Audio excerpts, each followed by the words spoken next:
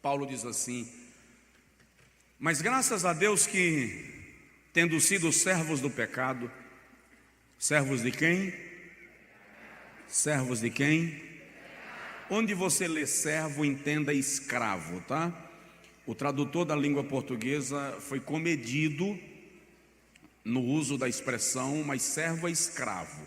Graças a Deus que, tendo sido escravos do pecado, obedecestes de coração à forma de doutrina a que fostes entregues, e libertos ou libertados do pecado, fostes feitos escravos, servos de quem? Da justiça. Diga comigo assim: o que mudou não foi o meu status, eu continuo servo. O que mudou foi o Senhor a quem sirvo. Diga assim: eu não sou servo do pecado, eu sou servo de Jesus.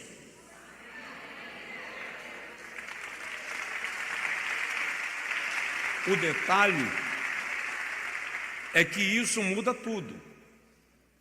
Deixei de ser servo do pecado para ser servo de Jesus. Eu estava observando agora à tarde, Paulo exerceu o seu ministério em algumas cidades bastante liberais, onde as orgias aconteciam de maneira muito exacerbada, a exemplo de Roma.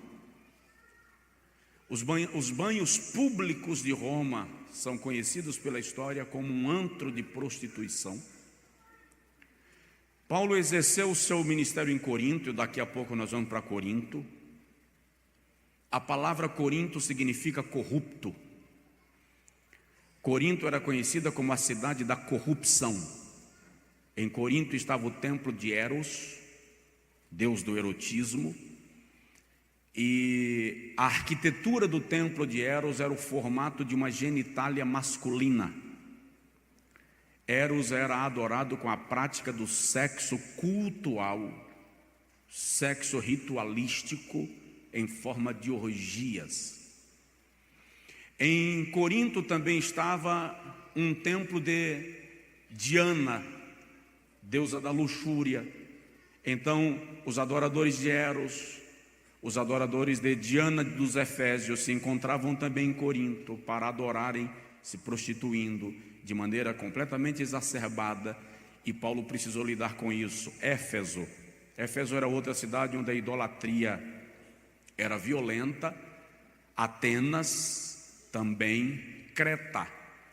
Creta é descrita como uma cidade onde ninguém era de ninguém, a ilha de Creta. Um homem poderia passar na rua, se interessou por uma mulher em Creta, pegava ela pelo braço, levava para fazer sexo e não era da conta de ninguém isso, e faziam no meio da rua, se esse fosse o caso. É a história quem revela isso. Então, para início de reflexão, tudo que nós estamos vivendo hoje de libertinagem, liberalidade, bagunça, desordem, imoralidade, não é novo. Não é novo. É muito antigo. E o cuidado que Paulo tem com a igreja de Roma aqui é de dizer para aqueles irmãos: vocês não são mais escravos do pecado. Então aquilo que o mundo faz não me importa, porque eu deixei de ser mundo, agora eu sou servo de Cristo. É isso que Paulo está dizendo para a igreja de Roma aqui. Você entendeu? Diz amém. E é interessante que em João capítulo 15, versículo 18 e 19, Jesus diz assim: se o mundo vos odeia, sabei que antes de vos odiar, a vós odiou-me a mim. Se vós fosseis do mundo, o mundo amaria o que era seu. Mas, como vós não sois do mundo, porque do mundo eu vos tirei, por isso o mundo vos odeia. O que Jesus está dizendo é que a igreja não está no mundo para ser aprovada pelo mundo. A igreja está no mundo para ser luz do mundo e sal da terra. E isso pesa muito na maneira como nós apresentamos e na maneira como nós representamos Cristo. Você está me entendendo? Diga amém. Então observe uma coisa. É importante dizer isso. Eu moro no Brasil. Se eu resolvo mudar do Brasil para qualquer outra nação do mundo, eu preciso me adequar ao sistema de vida daquela outra nação, às leis, às regras, aos costumes. Eu não posso chegar lá quebrando leis. Então é preciso entender que quando eu sou tirado do mundo para me tornar igreja, eu me submeto às leis de Cristo Jesus, porque deixo de ser cidadão e cidadã do mundo e me torno cidadão e cidadã do céu. Amém? Agora vamos para Romanos capítulo de número 14, que eu não vou fazer menção de textos, mas eu quero destacar 3 coisas que nós estudamos aqui no domingo pela manhã, quando o comentarista da lição destacou em Romanos 14, Paulo tratando do cuidado que nós precisamos ter no relacionamento uns com os outros. E aí o apóstolo Paulo ensina-nos que existem 3 leis. Quantas leis? 3 leis que maestram a nossa vida cristã. A primeira é lei da liberdade. A segunda é lei do amor. E a terceira é lei da espiritualidade. Vou explicar. O que é a lei da liberdade? Na linguagem de Paulo, na abordagem de Paulo, em Romanos capítulo 14, no modo de entender de Paulo, nós vivemos a lei da liberdade em Cristo quando nós entendemos que Jesus cumpriu toda a lei mosaica, portanto, em sua totalidade, para nos libertar da força e do poder da lei. Então nós estamos livres da maldição da lei, conforme Paulo também escreve aos Gálatas no capítulo 3, versículo 13, quando ele diz que Cristo nos resgatou da maldição da lei, fazendo-se maldição por nós. Então, a lei da liberdade é compreender que eu não estou mais sob a lei mosaica, mas sob a graça. Paulo fala disso em Romanos 6,14, quando ele diz: o pecado não tem mais domínio sobre vós, porquanto não estáis mais debaixo da lei, mas debaixo da graça.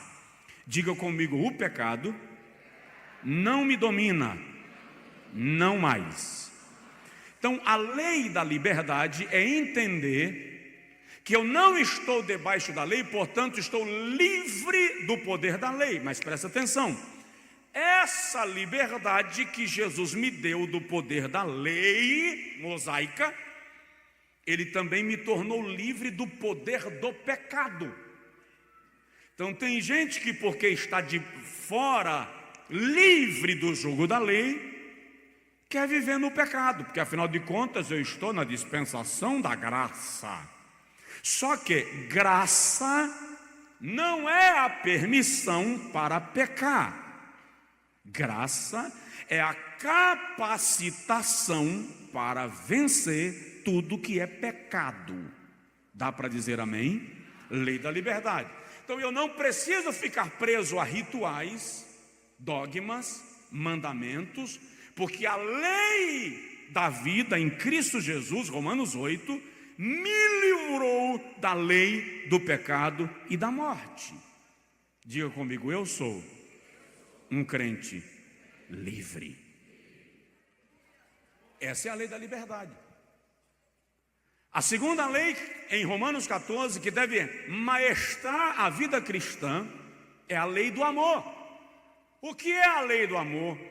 A lei do amor diz que, embora eu seja livre para fazer, se isto se tornar pedra de tropeço para o meu irmão, eu devo evitar fazê-lo por amor ao meu irmão. Você entendeu?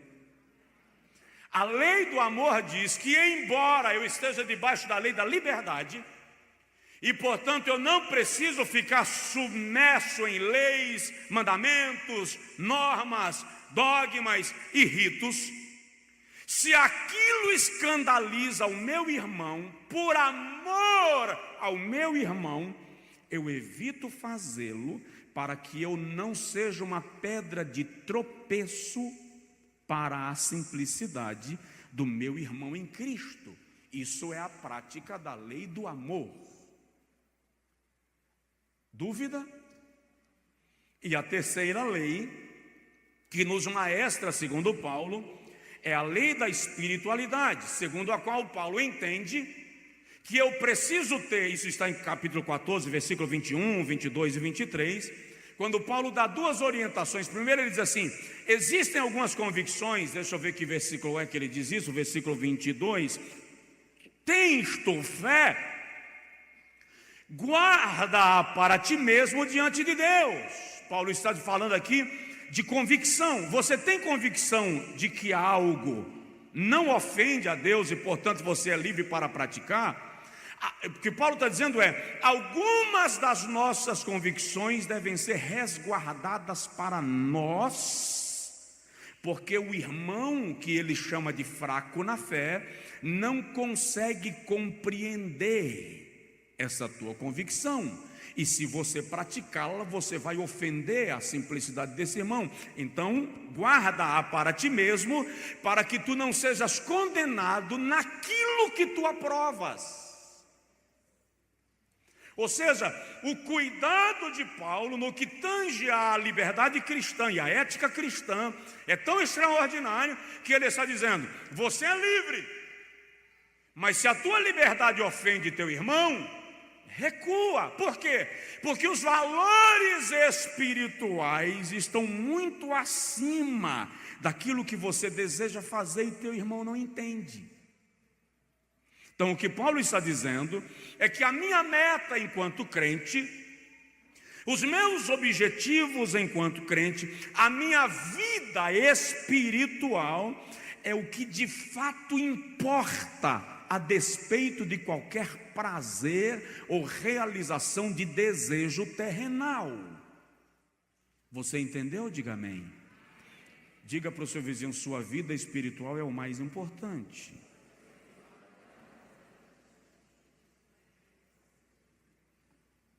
Agora vamos para a carta que Paulo escreve aos Coríntios, capítulo 6, versículo de número 12 ao versículo 13. Todas as coisas me são lícitas, mas nem todas as coisas me convêm.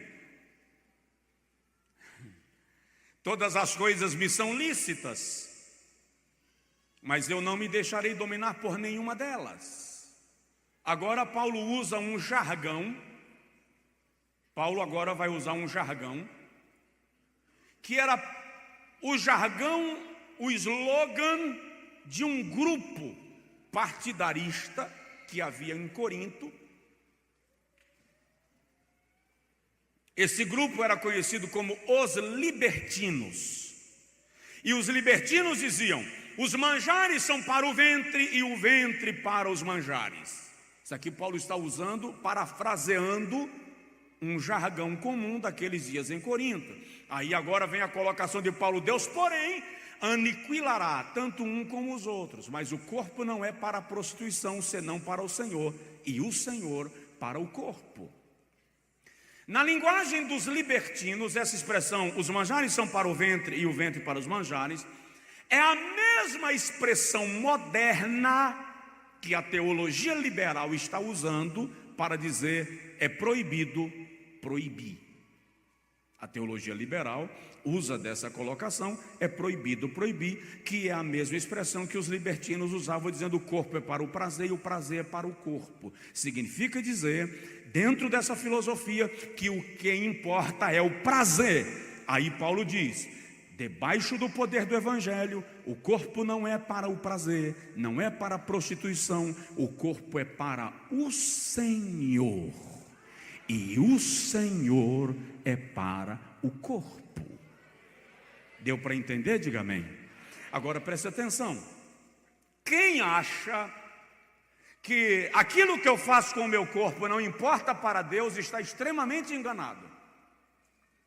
Quando Paulo escreve aos Tessalonicenses, no capítulo 5, versículo 23, primeira carta, ele diz assim: e todo o vosso espírito, e alma, e corpo, sejam plenamente conservados, irrepreensíveis para a vinda do nosso Senhor Jesus Cristo. Então aqui Paulo está orientando que o meu corpo também precisa ser santo para o Senhor. O que Paulo está dizendo é: liberdade sem regras não é liberdade, é libertinagem. Existem parâmetros para a liberdade que nós exercemos, porque embora libertos do pecado, nós somos feitos servos da justiça. Dentro dessa perspectiva, Paulo está dizendo que nós, servos de Deus, não vivemos aqui na terra por conveniências, e sim por princípios. O sábio Salomão, escrevendo Provérbios capítulo 30, e eu não lembro o versículo, diz assim: os gafanhotos não têm líder, contudo andam em ordem, e em bandos se repartem. Então Salomão está dizendo que os gafanhotos não cumprem uma meta porque tem alguém lhes fiscalizando. Os gafanhotos cumprem uma meta porque a sua natureza lhes estabelece aquela meta. Um cristão genuíno não deveria precisar ser observado, aspas, fiscalizado, para agir da maneira que a Bíblia orienta. Ele deveria agir da maneira que a Bíblia orienta, por princípio bíblico, espiritual, palavra de Deus. Amém? Então vamos lá. Agora, dentro dessa observância, alguém vai olhar para mim, porque é normal que olhe e diga assim: pastor, e o aspecto cultural? Porque a cultura varia de um local para outro, sim ou não? Sim.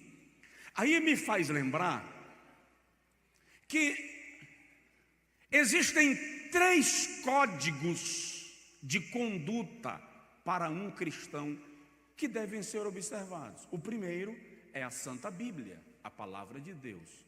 Aquilo que a Bíblia diz que é pecado, não tem negócio. A Bíblia diz que é pecado e acabou. Amém? Segundo, aquilo que nós chamamos de tradição cristã, ou dentro da filosofia da religião, é chamado de cultura cristã. O que é cultura? Cultura é o conjunto de conhecimentos, leis, pensamentos, arte, moral, habilidades e tudo que se diz respeito a um povo para a vida em comunidade. Isto forma a cultura de um povo. Então, há coisas que a Bíblia não reza de maneira direta, mas a cultura cristã não absorve e nem absolve. E quando a cultura cristã não absorve nem absolve, praticar é ir na contramão daquilo que é prática comum, modus vivendi, modus operandi. E isso é indiscutível em qualquer cultura. Quer ver um exemplo? Não tem nenhuma lei que diga que na Inglaterra você deve dirigir do lado direito do carro na faixa esquerda da rodovia. Eu estava com o pastor na Inglaterra e toda hora eu tomava um susto pensando que o carro ia bater. Não é uma lei o volante do lado direito e o carro na faixa esquerda da pista na Inglaterra, mas é uma tradição. Quem for no sentido contrário vai provocar um acidente. Alguém me diz assim: me prove na Bíblia que, deixa eu te falar. Primeiro, o argumento me prove na Bíblia que já é o argumento de alguém que está escondido debaixo de uma convicção. Então, ainda que eu possa provar, esse alguém está armado para não aceitar a prova dos 9. Então, não vale. Segundo, é preciso lembrar que dentro do princípio da cultura cristã, olha para cá, dentro do princípio da cultura cristã, a igreja primitiva, quando fazia o convite para render-se a Cristo, aqueles irmãos eram estimulados a abrir mão de tudo que era prática pagã. Todas as práticas pagãs e qualquer coisa que lembrasse a prática pagã era renunciado para se comprovar uma conversão plena, para se comprovar uma transformação imediata. Por quê? Porque o nome igreja é literalmente tirado para fora, ou seja, separado. Então, quando eles aceitavam Jesus, eles abriam mão de toda e qualquer prática que fosse ritualística, cultual, no mundo pagão. Desse modo, eles não deixavam nada no meio da igreja que fosse prática do paganismo. Por que não deixavam nada?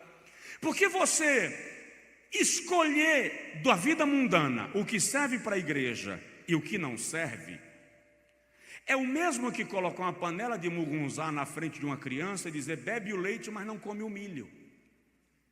Porque no momento que o leite e o milho ferveram juntos, o milho liberou nutrientes para o leite e o leite liberou nutrientes para o milho. Ou seja, quando eles renunciavam o mundo e o paganismo, eles renunciavam por completo para não correrem o risco de trazer nada que fosse contaminado de lá para dentro da casa de Deus e do serviço de Deus.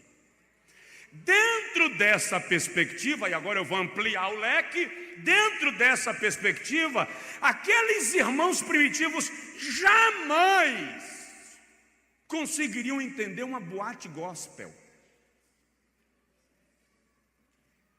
Não conseguiriam. A igreja primitiva jamais conseguiria compreender uma festa junina evangélica sem João com Jesus. Por quê?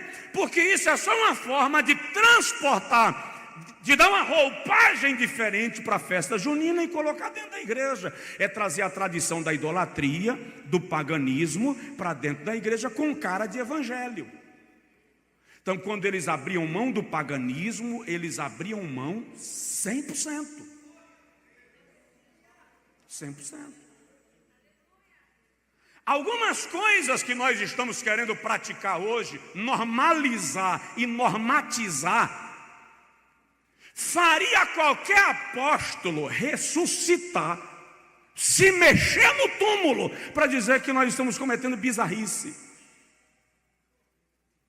Então o nosso cuidado é de não querer trazer, vamos lá, não irmão, vamos fazer o seguinte: no mundo tem coisa que é boa, então o que é ruim deixa para lá e o que é bom traz para cá. No mundo nada serve para a igreja, nós fomos tirados para fora. Amém? E isso é chato? É. E isso cabe na mente de um pastor de 40 anos, em pleno século 20, 42, em pleno século 21, que se diz informado, inteirado e que tem um conhecimento X? Depende. Se eu analisar isso do ponto de vista sociológico, filosófico, eu vou olhar para mim no espelho e vou dizer: ridículo, imbecil. Se eu olhar para mim diante da Bíblia, eu vou dizer para mim: se converta, volte ao primeiro amor, mantenha os marcos antigos, não rompa com aquilo que está funcionando para o bem da obra de Deus e do Evangelho de Jesus Cristo. Então tem um ponto de equilíbrio que eu preciso encontrar aqui. Vamos lá. Quando Deus introduziu Israel na terra de Canaã, Ele disse a Israel: vocês não vão pegar nada deles para colocar como prática de vocês, a cultura deles não serve para vocês. Deuteronômio capítulo 14, versículo 1, o Senhor estabelece uma regra para Israel. E na regra de Deuteronômio capítulo de número 14, versículo 1, o Senhor diz para Israel da seguinte maneira: filhos sois do Senhor vosso Deus, não perfurareis a vossa carne. A expressão hebraica é isso aqui: não perfurareis a vossa carne, nem poreis calva entre vossos olhos por causa de algum morto. Versículo 2: porque és povo santo ao Senhor teu Deus, e o Senhor te escolheu de todos os povos que há sobre a face da terra, para lhe seres o seu próprio povo. O que é furar a carne por causa dos mortos? Os heteus, os cananeus, os jebuseus, os amorreus e os povos daquela região que Israel estava chegando para tomar posse da terra, tinham algumas práticas da cultura do luto exacerbado e da invocação de mortos. E algumas dessas práticas eram, por exemplo, furar o corpo com ganchos de metais, se mutilarem, vazarem os olhos para expressar o desespero pela morte do seu ente querido. E o Senhor está dizendo: vocês não vão praticar isso. Outra prática era raspar a cabeça só na região central da cabeça e deixar o cabelo nas laterais. Quando o Senhor diz que eles não deveriam cortar o cabelo arredondado, está em Levítico. Na verdade, em honra aos mortos, eles raspavam a cabeça só em cima, na coroa, e deixavam ao redor com cabelo, em honra aos mortos. E o Senhor está proibindo porque aquilo tinha conotação de feitiçaria e de invocação de mortos e de adoração a demônios. Aí o Senhor diz assim: nem poreis calva entre os vossos olhos, porque sois filhos de Deus, povo santo de Deus. Levítico capítulo de número 20, vamos lá, Levítico capítulo 20, versículo de número 2, estou chegando lá. Levítico capítulo 20, versículo 2, o Senhor diz assim: também dirás aos filhos de Israel: qualquer que dos filhos de Israel ou dos estrangeiros que peregrinam em Israel der da sua semente a Moloque, diga comigo, Moloque. Guarda essa palavra que eu quero lhe explicar um negócio. Qualquer um que oferecer seu filho a Moloque certamente morrerá, o povo da terra o apedrejará. Até o versículo de número 5, o Senhor está condenando a prática de adoração a Moloque. Eu já expliquei aqui que Moloque era uma divindade da região dos amorreus, que tinha o corpo com formato de corpo de homem, a cabeça de cavalo. A posição que a estátua de Moloque ficava era as pernas dobradas nessa posição, tipo yoga.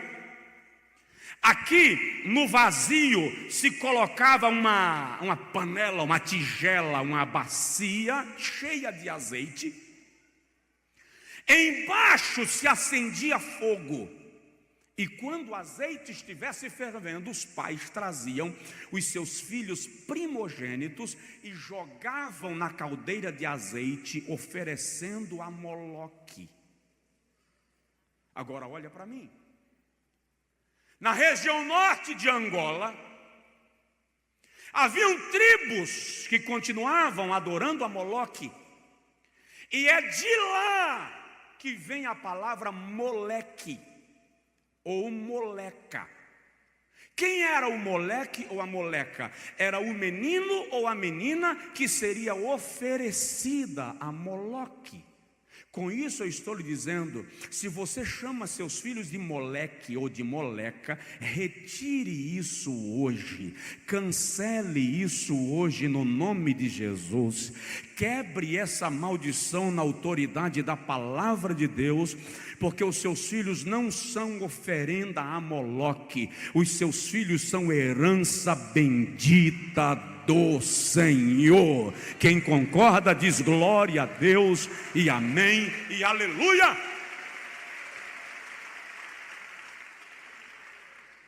Então, dentro desse princípio cultural, havia, vamos lá, Levítico capítulo 19, versículo de número 28, o Senhor continua dando uma orientação e ele diz assim: pelos mortos não perfurareis a vossa carne, nem fareis marca alguma sobre vós, eu sou o Senhor. Agora eu vou entrar onde um bocado de gente está pedindo a Deus que eu não entre.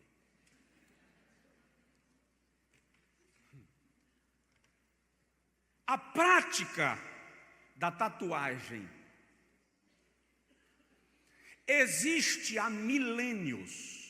Alguém no Face essa semana chamou de modernismo. Isso não é moderno.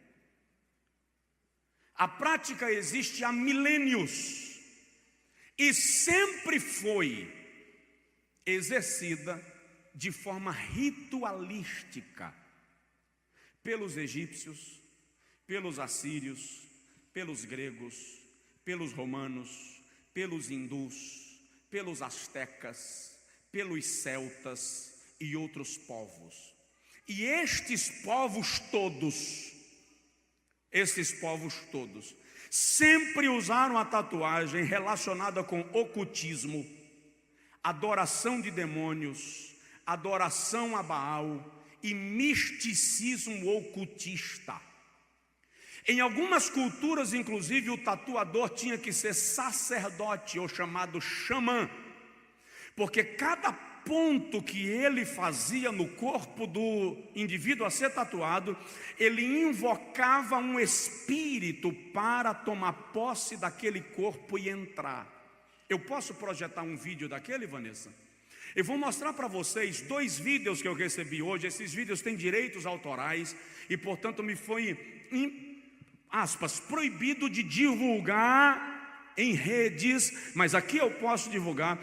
Você vai ver possessão maligna coletiva numa festa de tatuagem na Tailândia. O que disse agora é que em todas as épocas a prática da tatuagem, eu vou mostrar para vocês alguma coisa que vem no bojo, sempre esteve relacionada com a invocação de espíritos de mortos, de ocultismo, de demonismo e de invocação de demônios. Precisa eu responder se um crente deve praticar? Precisa eu responder? Vamos mais um pouquinho. O fato de agora despontar como moda, porque agora despontou como moda, divulgada pelos esportistas, pelos jogadores de futebol, pelos artistas famosos, não anula a origem da prática. Portanto, eu, como cristão e pastor vosso, considero uma prática perigosa para alguém que é o templo do Espírito Santo e que não quer receber demônios no seu corpo, e sim a presença do Espírito Santo. Agora observe, o texto bíblico de Levítico está falando do uso da prática para a invocação de mortos, em honra aos mortos. Ou seja, a Bíblia está condenando direta, enfaticamente a prática de forma ocultista, diabólica, invocação de mortos, invocação de demônios. E eu entendo, vou repetir, que um cristão não deveria caminhar nem perto de uma linha tão perigosa. Eu tenho informações e vídeos que, como eu disse, eu não poderia mostrar aqui para vocês, que o sangue que fica na ponta do, como é o nome do trocinho que fura lá, que faz o desenho? Da agulha, o sangue sendo sacrificado e oferecido aos demônios, oferecendo aquela vida para que os demônios tomem posse a partir dali. Aí eu e você cantamos assim: a minha vida é do Mestre, meu coração é do meu Mestre, o meu caminho é do Mestre, minha esperança é meu Mestre. Diga comigo: a minha vida é do Mestre. Levante assim a mão.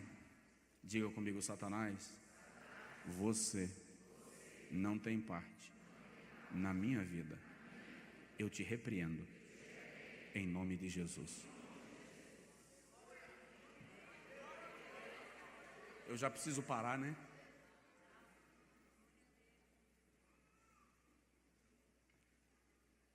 Coloca para mim. Tem um slide aí que eu não sei se você vai encontrar. Tatuagem no mundo civilizado. Que as pessoas dizem assim: não, pastor, mas isso aí é coisa da idade das trevas, isso é coisa antiga. E aí, o maior tatuador da Austrália, que se converteu ao Senhor Jesus, vem e diz que quando o indivíduo faz uma tatuagem no mundo civilizado é o nome do slide, a tatuagem funciona como um talismã para atrair espíritos de proteção para ele. Ou seja, eu e você somos protegidos pelo Senhor. Nós não precisamos de talismãs, de galhos de arruda, de cinto de São Jorge, pé de coelho, folha de arruda, espada de São Jorge, não sei o que lá de São Francisco. O quem te guarda é o Senhor é quem te guarda.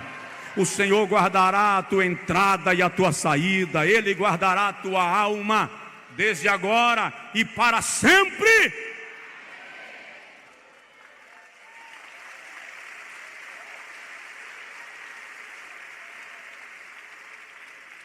Olha para mim e diz assim: pastor Josué, para.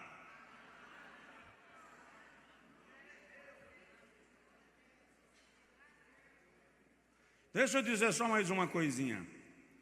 Busca o slide escarificação. Eu misturei tudo, né? Veja só. Faz parte do pacote da tatuagem a escarificação. O que é escarificação? É o método de tatuar no corpo, tirando a pele para deixar na carne viva a figura que a pessoa quer que seja tatuada. Depois se aplica uma substância para criar uma crosta, e quando o cascão da ferida sai, isso aqui é pele humana. É um modelo de tatuagem que era o mais praticado nos tempos antigos, na tatuagem ritualística. É a chamada escarificação. Para quê? Para que os espíritos entrem no corpo por meio das feridas que estão sendo feitas no corpo. Além da escarificação, tem outra prática violenta, feia, horrorosa, chamada de body modification, ou modificação do corpo.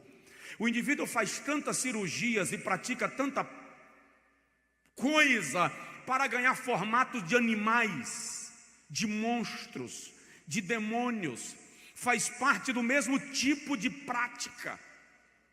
Você vai ver aí, se ela encontrar, porque eu já fiz uma miscelânea, o colombiano que fez tanta plástica para ficar parecido com um gato. O australiano que fez tanta mudança para ficar parecido com um porco. O outro que resolveu ficar parecido com um demônio, até chifre o indivíduo colocou. Faz parte do mesmo pacote de invocação de demônios e de adoração de espíritos malignos que estão longe da uma prática que a igreja cristã deveria sequer se avizinhar. Então, estamos falando como igreja do cuidado que nós precisamos ter, porque o nosso corpo é templo do Espírito Santo. Tem uma outra prática que eu não tive coragem de trazer para vocês, chamada de body suspension. O indivíduo enfia ganchos no corpo inteiro e ele é levantado pela pele e pendurado pela pele. Eu estava vendo os vídeos agora à tarde, de vez em quando dava aquele choque. A palavra igreja significa, olha para isso, ó. Isso é um homem.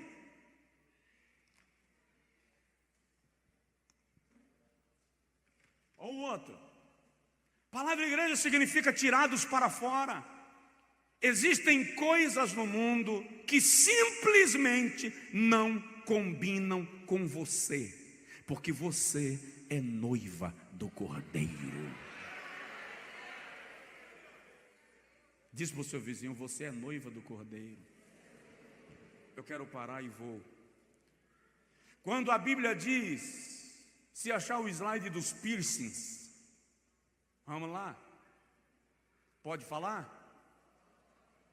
Tem irmã com piercing no umbigo, pode falar? Tem irmã com piercing na vagina, tem gente com piercing no testículo, pode falar? Eu vou lhe mostrar o que significa isso dentro da cultura do piercing. Olha para isso, isso é uma mulher, um hindu. Agora, a informação que eles dão é que cada piercing colocado libera um espírito para se apossar do corpo daquela pessoa. Por exemplo, piercing no nariz, que ela provavelmente não vai encontrar ali, significa rebeldia, disposição de enfrentar todo mundo e quebrar normas e regras. Piercing nos lábios, disposição de contra-argumentar contra qualquer norma, regra, lei e princípio. Não me submeto às leis convencionais. Piercing na língua, espírito de luxúria e sedução. Piercing na genitália, espírito de prostituição. O pastor me disse essa semana de Londres, ele disse: a mulher lá no nosso congresso caiu possessa de demônios e nós não tínhamos como expulsar. Quando o demônio abriu a boca, ele disse: ela tem um piercing na genitália, e o demônio usou um termo vulgar, baixo. E as irmãs retiraram a moça do local, retiraram o piercing da genitália, e a moça ficou liberta na hora, para a glória do nome de Jesus.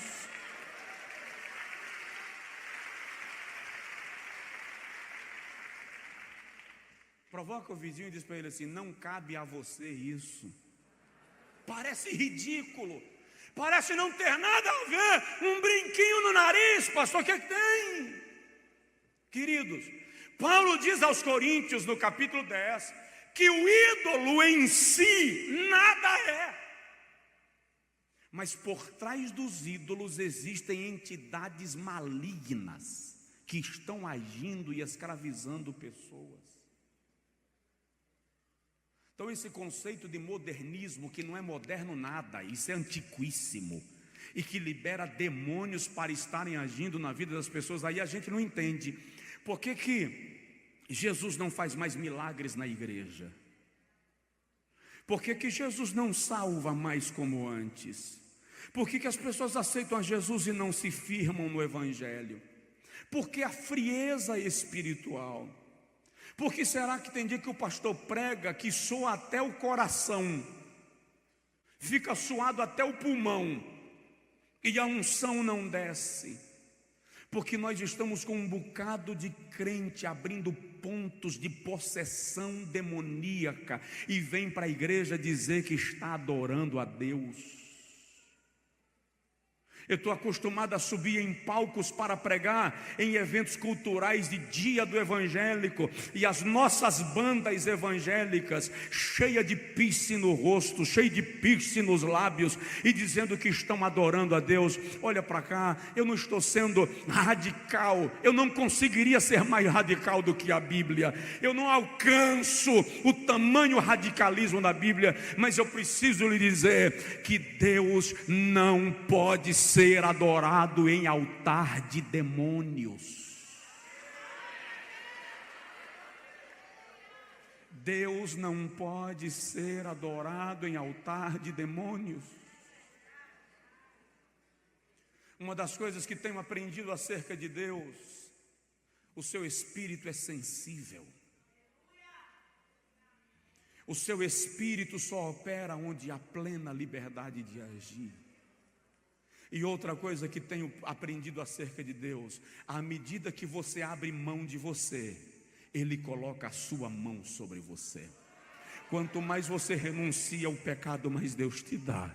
Quanto mais você abre mão de si mesmo por Ele, Ele dá de si mesmo a você. Quanto mais a gente se afasta da prática mundana, mais a unção de Deus é derramada sobre a nossa vida. Está no tempo de a igreja mudar.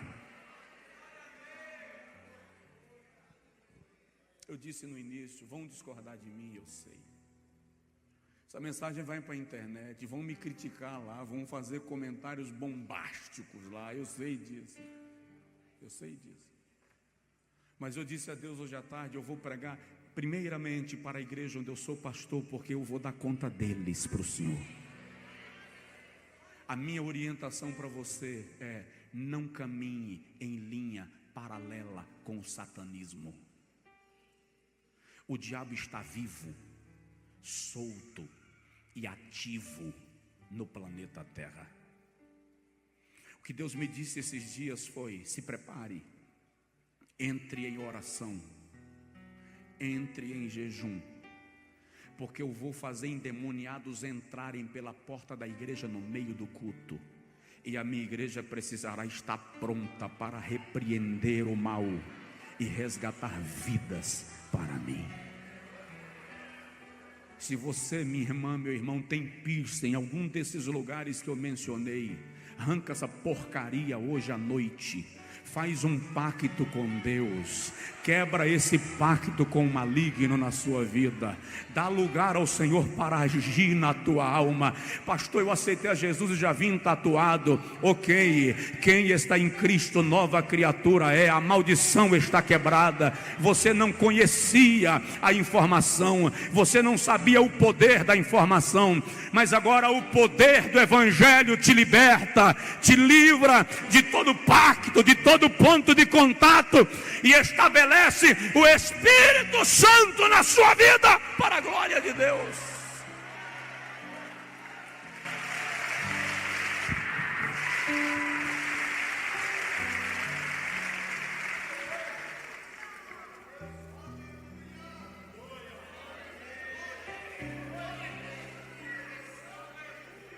Pastor, eu não vou falar isso não.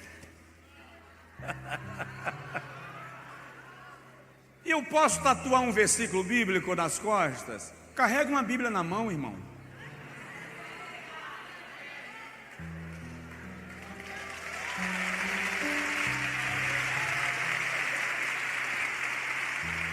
Olha para isso, ó. Isso é moda.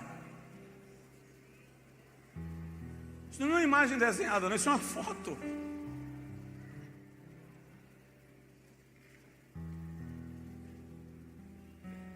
Alguns irmãos saíram daqui domingo à noite assustados.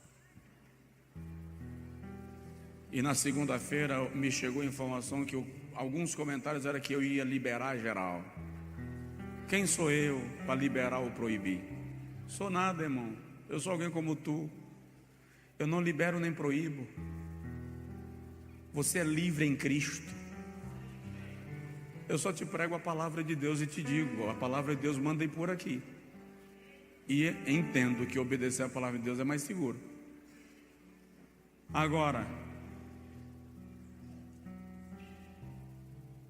Aqui eu não vou comentar porque eu preguei sobre isso aqui outro dia, e você pode adquirir depois um DVD que eu preguei aqui, Os Fundamentos da Liberdade Cristã. Não me convenceu ainda. Olha para isso. Colombiano esse moço. Olha para esse.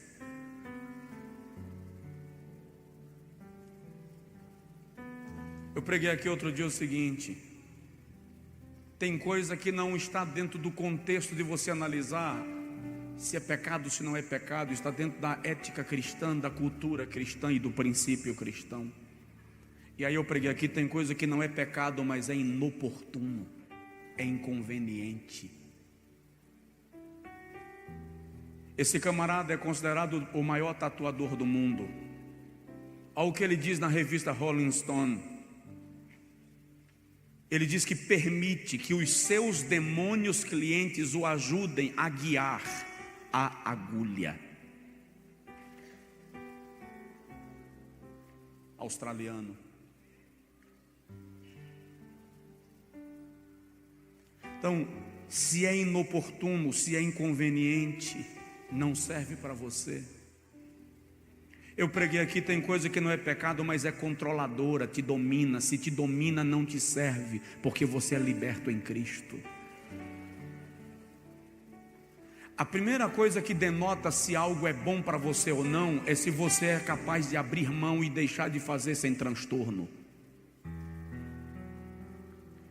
Se você é capaz de abrir mão, deixar de fazer sem transtorno, então isso não te controla. E nesse caso, eu ainda não conheci uma pessoa que não ouse bater boca, argumentar, contestar e olhar na minha cara e dizer assim: me prove na Bíblia. E eu fui curado da necessidade de provar as coisas na Bíblia para as pessoas. Não preciso dessa necessidade, porque eu aprendi que quem quer obedecer a palavra de Deus não precisa que eu lhe prove nada, só precisa deixar o Espírito Santo trabalhar no seu coração e na sua consciência.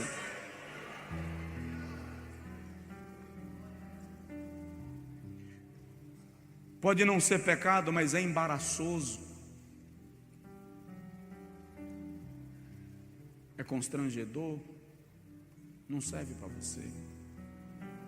Não é pecado, mas tem aparência de pecado. Isso está na mensagem Fundamentos da Liberdade Cristã. Não é pecado, mas parece. Evite fugir da aparência do mal. Tem coisas que, apesar de não ser pecado, não te edifica. E a Bíblia diz assim: façais tudo para a glória de Deus.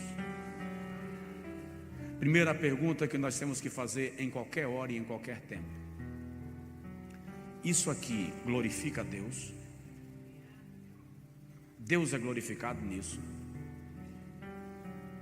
Ah, pastor, se for assim eu não vou comer. Mas e quem lhe disse que Deus não é glorificado quando eu como? A Bíblia diz que é. Lê Romanos capítulo 14 todo. Deus é glorificado quando eu me alimento. Então você vai fumar um cigarrinho? Pergunte assim: Deus é glorificado no meu cigarrinho? Vai chupar um baseadinho? Pergunte assim: Deus é glorificado no baseado? Vai cheirar uma carreirinha de cocaína? Não estou blefando, estou falando para crentes. E infelizmente estou falando para uma geração que se considera liberal e, portanto, por ser liberal, se considera mais fervorosa do que as gerações anteriores. Conheço muita gente na igreja, Jesus,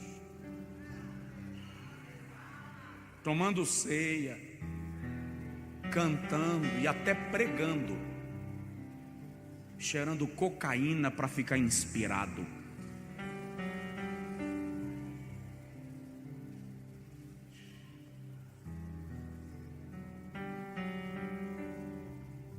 Deus é glorificado nisso. Deus é glorificado quando eu durmo. Deus é glorificado quando eu acordo. Deus é glorificado quando eu cuido do meu corpo, pratico exercício, caminho para manter a minha saúde. Deus é glorificado nisso. Ok. faça tudo, quer façais, Paulo diz assim, quer comais, quer bebais, quer façais qualquer outra coisa, façais tudo para a glória do Senhor.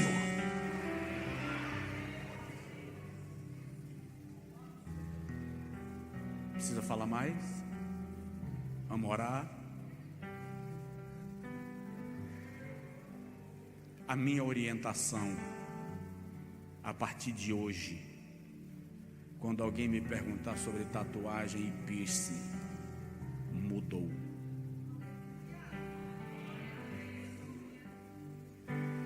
Minha orientação é: faz não.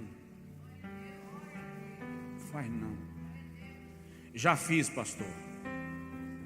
Ora, pede ao Senhor que, se porventura houve alguma prática ritualística no que você fez, essa prática seja quebrada, para que o diabo não tenha permissão de agir na sua vida com prostituição, tirando o seu prazer nos estudos, tirando o seu prazer de servir a Deus. E agora eu paro dizendo uma coisa: eu fui criança na igreja, eu fui adolescente na igreja, eu fui jovem na igreja, eu vivi experiências boas e algumas violentas na igreja. Mas uma coisa eu procuro na minha geração de jovens, na geração de jovens de hoje, que tinha na minha geração 20 anos atrás. Nós tínhamos sede de oração, nós tínhamos sede de jejum. Eu caminhava 12 quilômetros uma vez por semana para ir para a roça de uma irmã passar a noite de joelhos. Quando a gente cantava, era incrível como o poder de Deus caía. Nós evangelizávamos. O sonho nosso, pastor Paulo foi contemporâneo comigo na juventude, viajou alguns quilômetros algumas vezes para orarmos juntos. Pastor Jailton e alguns outros que estão espalhados no Brasil afora. Esses dias lá no Brás pregando, eu encontrei um que eu não via há mais de 15 anos. Eu virei as costas, ele puxando no meu paletó. Eu disse: ei, rapaz, nós orávamos noites inteiras. Olha para mim, todos os jovens que conviveram comigo hoje são ministros de Deus. Todos.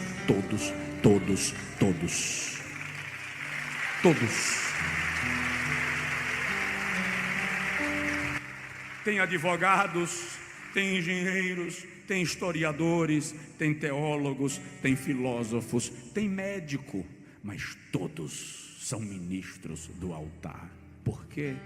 Porque nossa sede não era experimentar o que o mundo oferece como moda. Nossa sede era Deus, revelação. Queremos o milagre, queremos a unção, queremos pregar. E Deus nos deu. Eu estou pedindo para a juventude desta geração, uma geração que vem logo após a minha, eu estou dizendo ao Senhor: gera neles paixão pelo céu, gera neles paixão por Jesus. Tira dessa meninada, Jesus, paixão por beijo na boca. Eu não vivia ávido por beijar a boca de uma moça, eu vivia ávido por sentir a presença de Deus na minha vida. Sofri, levei pancada, mas Jesus me manteve de pé pela sua graça e misericórdia.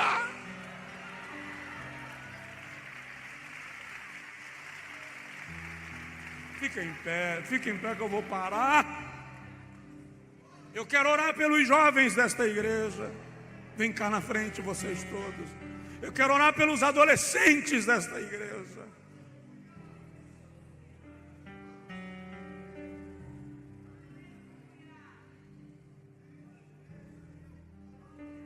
E sabe uma coisa que eu aprendi? Avivamento cura preguiça. Estou numa geração que não tem ambição, vou usar esse termo, santa ambição por querer ser alguma coisa. Vocês precisam sonhar com a universidade, sonhar com o seminário, sonhar com o consultório, sonhar com o escritório, sonhar com a empresa, sonhar com a construtora. Vocês precisam sonhar com o futuro. Vocês precisam sonhar com o altar. Sonhar com o altar. Eu completo 25 anos de ministério esse ano. Comecei com 17. Pesava 30 quilos a menos que hoje.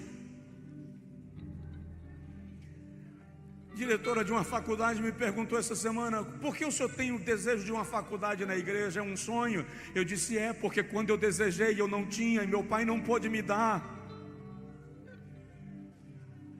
Não era acessível. O Senhor me concedeu ir buscar, correr. Hoje eu desejo uma juventude preparada intelectualmente, preparada tecnicamente e cheia de Deus, para tomar conta dessas instituições de nível superior que tem na nossa cidade, para ocupar os melhores postos da nossa cidade. A gente fica orando: Deus, elege um presidente evangélico no Brasil. Para quê? Para quê? Estamos preparados para isto? O nosso caráter está burilado para isso? Estamos à prova de corrupção, de tentação, de facilidades? A nossa geração precisa mudar. Esta geração tem que ser tocada pelo Espírito Santo. Essa geração precisa ser envolvida pelo poder do Espírito Santo. Se vocês quiserem ajoelhar, ajoelhem. Se quiser ficar de pé, fica de pé. Eu quero ver vocês indo para o seminário, para a faculdade, para o campo missionário, se casando na presença de Deus, se casando no Senhor. Quero que vocês se casem no Senhor.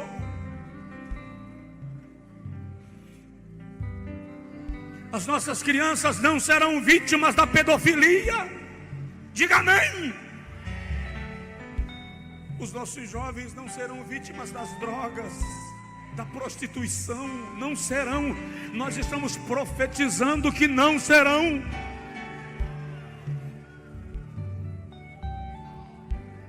Você que porventura ficou aí no lugar, mas sabe que, pastor, eu preciso de oração para romper um pacto com o maligno.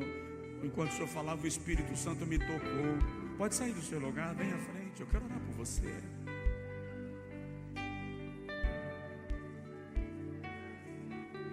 Eu vi muito mais coisa hoje, não dá tempo de falar, e tem coisas que não dá para falar aqui. Outubro, novembro, nós vamos fazer um congresso de líderes. É tempo de libertação. É tempo de libertação. Eu quero que você abra o berreiro agora e ore comigo. E diga para Deus: liberta os meus filhos. Diga para Deus: liberta a minha geração. Oh Senhor, aqui está a nossa juventude, Senhor. Até tocar o céu, quem conhece. Aqui está a nossa juventude, Senhor. A irmã está me entregando um piercing aqui, acabou de tirar da orelha. Pastores, por favor. Senhor, esta é a nossa geração. Esta é a geração que vai ocupar o teu altar em não muito tempo. Esta é a geração que vai pregar nesse altar, Senhor.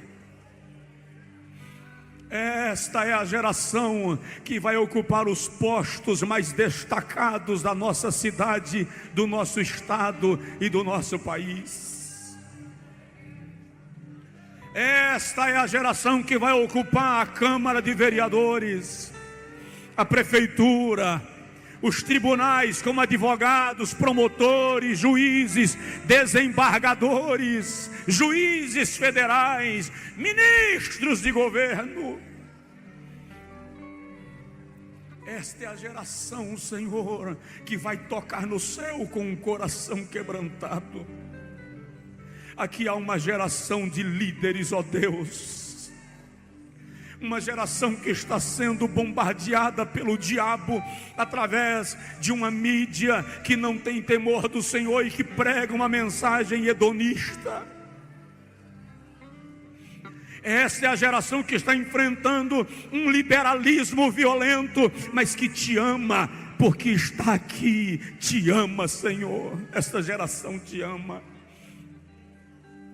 mas não amadureceram o suficiente para entenderem o bombardeio que estão passando.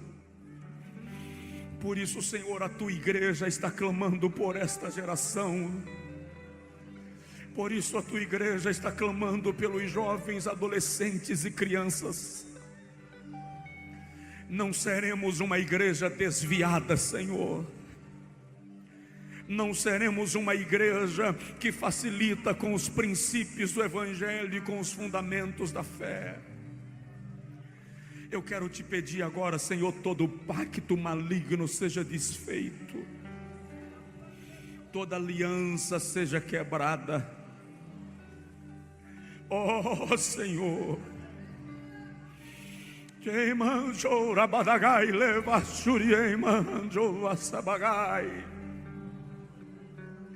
tu sabes como às vezes eu sou tentado a facilitar as coisas, para o Evangelho não parecer tão pesado. Tu sabes como às vezes, Senhor, eu sou tentado a trazer mensagens mais leves para evitar a crítica.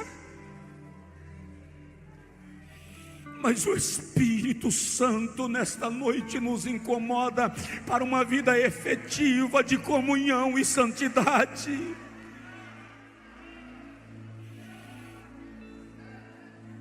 Ai este mancho plata caie suriamai begosi adagar. Nós abençoamos esta geração, Senhor.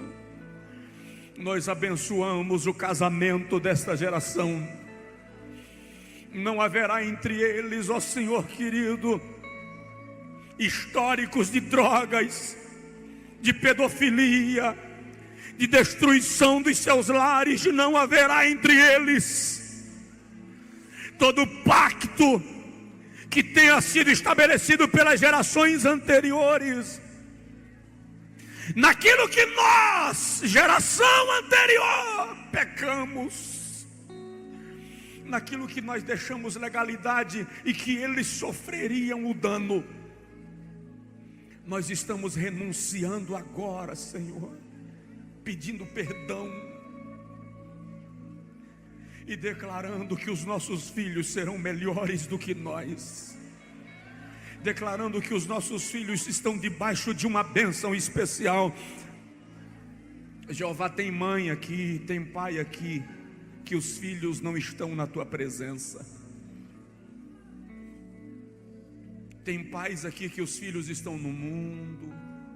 Tem casos até que os filhos estão nas drogas. Eu quero...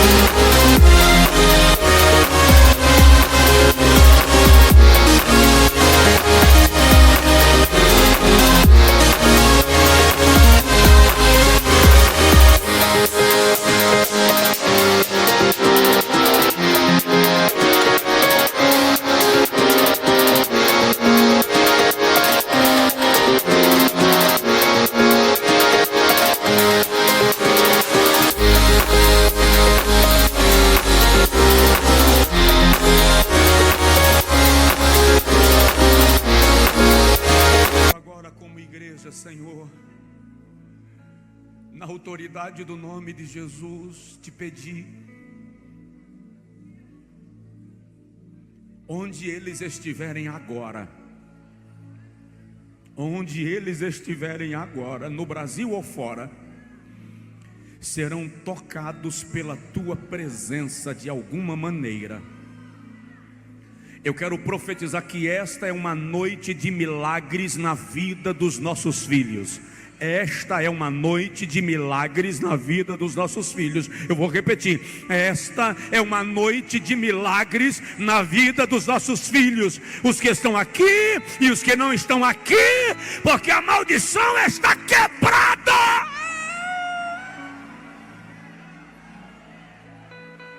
Em nome de Jesus.